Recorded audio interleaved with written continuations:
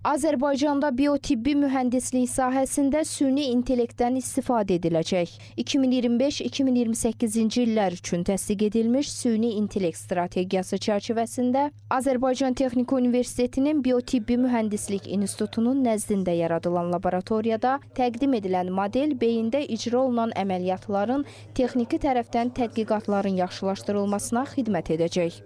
Onu da qeyd edim ki, burada göstərilən bir neçə stendlər var ki, onlara Almaniyalı mütəxəssislər, eləcə də Azərbaycan Texniki Universitetinin Biotibbi Mühəndislik İnstitutunun direktoru Professor Nuran Abdullayevin fərdi ixtirası əsasında hazırlanıb. Bu da biotibbi mühəndislik sahəsində Azərbaycanda bir ilkdir və modelin tətbiqi sahəsində bir çox elmi tədqiqatların aparılması planlaşdırılır. Və bugün gördüyünüz model isə tədqiqatlarda məhz orada da gələcəkdə süni intellekti tətbiq edəcəyik ki, məsələn, bizim əməliyyatlarda istifadə etdiyimiz materialların artıq süni intellekt nəticəsində daha öncədən seçilməsi və ölçülərinin əməliyyat edən cərrah üçün daha optimal təkliflərlə süni intellektin nəticələrini bizlə bölüşməsi, bu kimi tədqiqatları da biz laboratoriyamızda aparacağıq və bu gün də biz həmin nümunələri biz laboratoriyamızda göstərdik. Nuran Abdullayev onu da qeyd etdi ki, sözü gedən bu model səhiyyə sahəsində insult və beyin anevrizmaları əməliyyatlarının icrası üçün nəzərdə tutulub.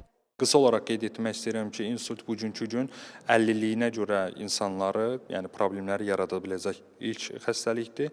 İkinci isə anevrizmadır ki, və ümumiyyətlə mən qısa statistikanı Azərbaycanla bağlı bildirə bilərəm ki, Azərbaycanda bugünkü gün beyin patologiyasından xəbərsiz olan 1 milyonun üzərində insan var.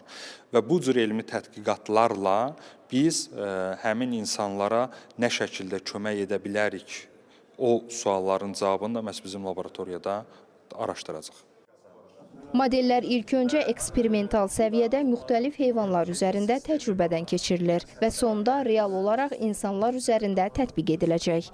Professor onu da xüsusilə bildirdi ki, insanlar üzərində tətbiqdə heç bir tədqiqat məqsədi tətbiq olunmur. Sübut edilmiş materialların effektliyi artıq insanlar üzərində əməliyyatla icra olunur. Əgər anevrizmadan danışırıqsa, burada bizim qarşımızda bir saat yoxdur ki, bu saat ərzində bitməlidir. Amma digər əməliyyat isə beyin insultlarında icra etdiyimiz trombektomiya əməliyyatları var ki, bəli, orada bizim maksimum tez bir zamanda əməliyyatı icra etmək lazımdır ki, o istiqamətdə də yəni ən böyük nəticələr var ki, bir neçə dəqiqə içində o əməliyyatlar icra olunur. 10 dəqiqənin üzərində artıq beyindən tromb çıxarılır ki, xəstənin düşünmək lazımdır ki, hər itirilən saniyədə beyin hüceyrələrinin ölümü baş verir ki, bu da onun növbəti əlilliyin ağırlığına bəlli edir bizlər üçün. Qeyd edək ki, bu modellər təkcə milli səhiyyəmiz üçün deyil, həmçinin beynəlxalq səviyyədə elmi innovasiyalara və müasir tibbin inkişafına mühüm töhfə verəcək. Jalə Novruzova, Rahim Mustafayev, Real TV.